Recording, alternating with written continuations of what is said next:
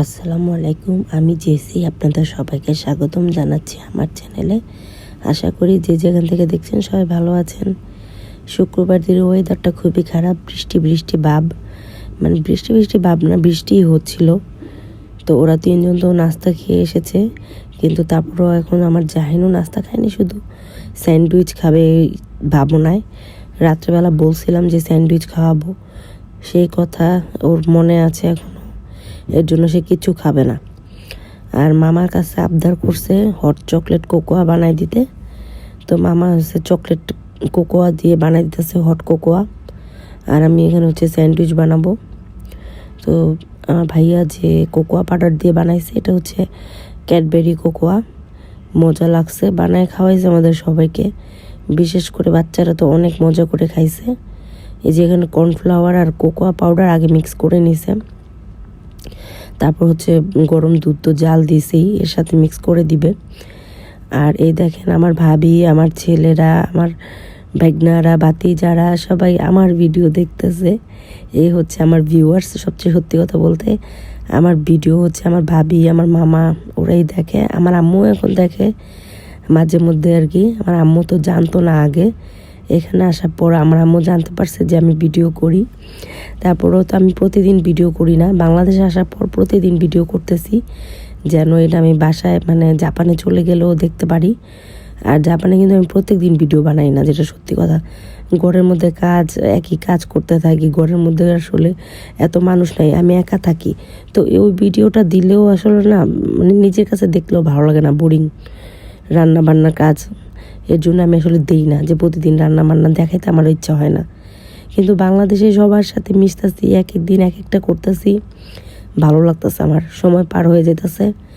আর আমার ভিডিওটা আমার বড় ছেলে করে দিছে, এর জন্য এরকম। আমরা স্যান্ডউইচ খেয়ে আমি আমার বোন বের হয়ে গেলাম।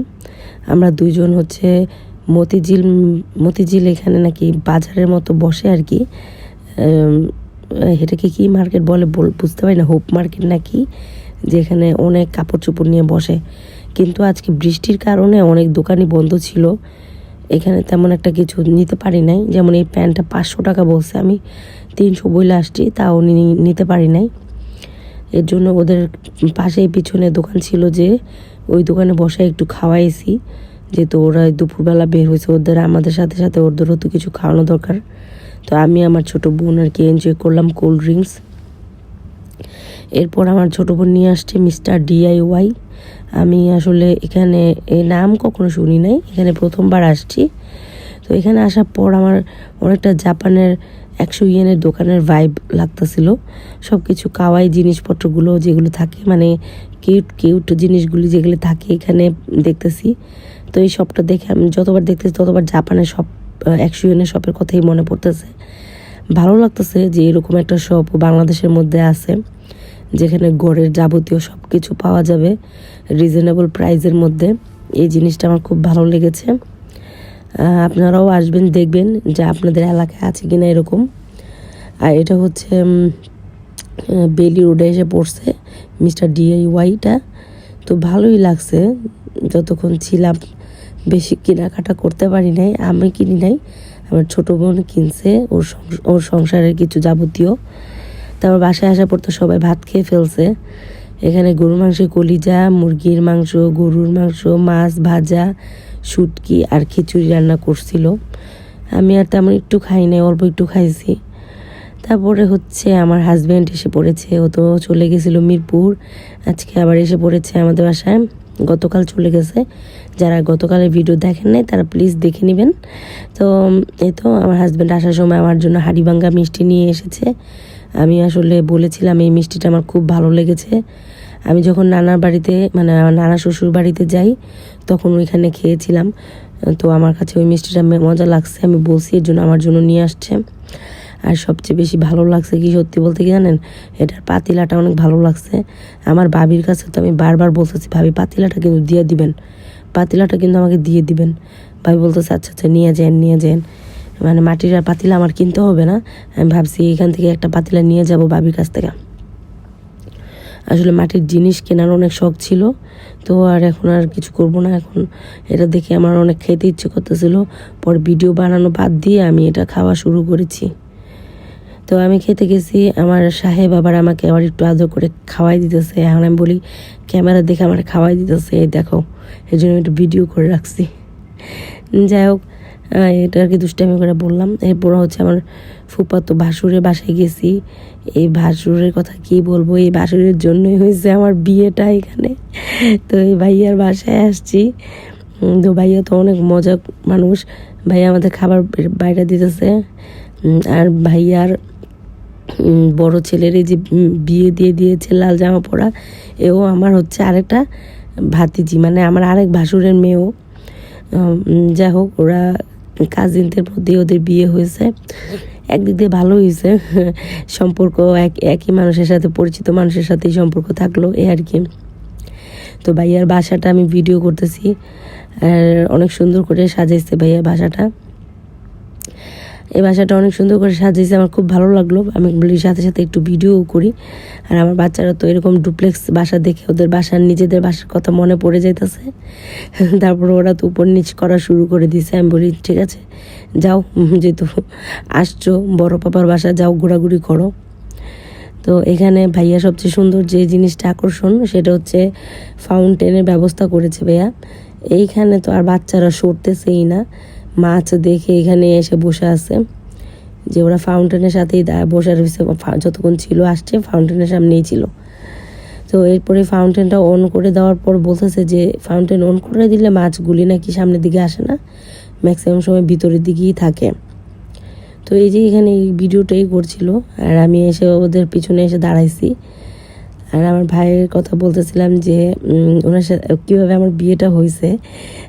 আমাদের তো শ্বশুরবাড়ির মানুষ আমাদেরকে দেখে চলে গেছিলো, হ্যাঁ, কিন্তু আমরা মানে না করে দিছিলাম। পরে এই ভাইয়াটা আমাদের বাসা অনেক কাছে ছিল, ধরেন 50 থেকে 60 টাকা রিক্সা ভাড়া লাগবে। তো এই ভাইয়াটা আমার আব্বুর খবর নেওয়ার জন্য আমাদের বাসায় আসছিল, যে কেমন অবস্থা আঙ্কেলের, আপনার শরীর কেমন। তো আমার আব্বু এত খুশি হয়ে গেছে। আমার আব্বু বলতেছে দেখছো ওরা কত ভালো, আমার খবর নিতে এসে পড়ছে। এরপরেই আসলে এই জায়গায় আমাদের সম্পর্কটা হয়। আমার বিয়েটা পুরো একদিনের মধ্যে হয়, আর এই ভাইয়ার জন্যই। যাই হোক, এই ভাইয়ার বাসা তো অনেক সুন্দর, বিশেষ করে পেন্টিংটা যে করছে, আমি বারবার বলতেছি এত নিখুঁত করে কত সুন্দর করে পেন্টিং করছে। আর উপরে ছিল একটা স্টোর রুম, এই যে এটা একটা স্টোর রুম। আর এখানে হচ্ছে কিচেন, যেটা ব্যবহার হয় না কোনো কাজেই, যেহেতু নিচে কিচেন আছে। তো বাকি অংশটুকু খালি। আর ওনার যেহেতু 2 ছেলে, আর 2 ছেলের রুমে, যে এখানে বড় ছেলের রুম আর এই যে ছোটো ছেলের রুম পাশাপাশি। তো এখানে আসলাম, কিছুক্ষণ বসলাম, তারপর আবার চলে গেছি নিচে। যাই হোক, ভালোই লাগছে, যতক্ষণ ছিলাম গল্প করছি, আড্ডা দিছি, বেশ খানিকটা সময় চলে গেছে। সুন্দর সময় কাটছে আসলে, যেটা সত্যি কথা। আত্মীয়র বাসায় গেলে আর এরকম সুন্দর পরিবেশ দেখলে কার না মন ভালো থাকে। সবচেয়ে বড় জিনিসটা হচ্ছে তাদের আন্তরিকতা, আর হচ্ছে এই ফাউন্টেন। হ্যাঁ, আমার সবচেয়ে ভালো লাগতেছিল এই ফাউন্টেনই। মানে সুন্দর জায়গা দেখলে এরকম ফাউন্টেনের শব্দ, আমি জানি না কেন আমার খুব ভালো লাগে। আপনারা খেয়াল করবেন, আমার জাপানেও আমি ছোট একটা ফাউন্টেনের ব্যবস্থা করেছি প্যাটিওর মধ্যে।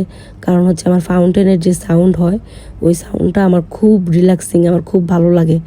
আমি ঝর্ণার পাশে থাকতে ভালো লাগে, আমার ঝর্ণা দেখতে যাইতেও ভালো লাগে। বিচে আমি পছন্দ করি শুধুমাত্র এই পানির শব্দের জন্য। আমি জানি না কেন, কিন্তু পানির শব্দগুলি আমার খুব ভালো লাগে। আর আমার তখন বেশি একা থাকতে বেশি ভালো লাগে। একা থাকলে আর এই পানিগুলোর শব্দে অনেক মজা লাগে, একদম অসাধারণ কম্বিনেশন। যাই হোক, ভাইয়া মাছের মধ্যে একটু খাবার দিয়ে দিছে যেন মাছগুলি সামনের দিকে আসে। একটা মাছও সামনের দিকে আসতেছিল না, পরের জন্য ভাইয়া একটু খাবার দিয়ে দিছে যেন মাছগুলি সামনের দিকে আসে, আর আমিও যেন একটু ভিডিও করতে পারি। তো এই সুযোগে আসলে ভিডিও করে নিয়েছিলাম।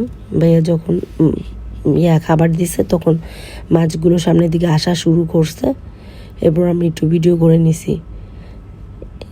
যাই হোক, বাসাটা অনেক সুন্দর ছিল, ভাইয়া অনেক সুন্দর, ভাবি অনেক সুন্দর করে সাজায় রাখছে। আর তার ছেলের বুকে তো এখনও উঠায় আনে নাই, ইনশাল্লাহ ও এসএসসি পরীক্ষা দেওয়ার পরে একেবারে এসে পড়বে, তখন আর ভাবি একা একা থাকবে না। এত বড় বাসা গুছানো একা অনেক কষ্ট। আমরা এখন চলে যাচ্ছি আমাদের বাসায়। আমাদের বাসা তো বেশি দূর না ভাইয়ের বাসা থেকে। আমি আজকে আমাদের বাসায় যাচ্ছি, শ্বশুরবাড়িতে যাব না। কালকে ইনশাল্লাহ শ্বশুরবাড়ির দিকে রওনা হব। তাহলে আজকে এই পর্যন্তই, সবাই ভালো থাকবেন। আসসালামু আলাইকুম। আর আশা করি আমার ভিডিওটা আপনাদের ভালো লাগবে। যদি ভালো লাগে অবশ্যই আমার পাশে থাকবেন। আল্লাহ হাফেজ।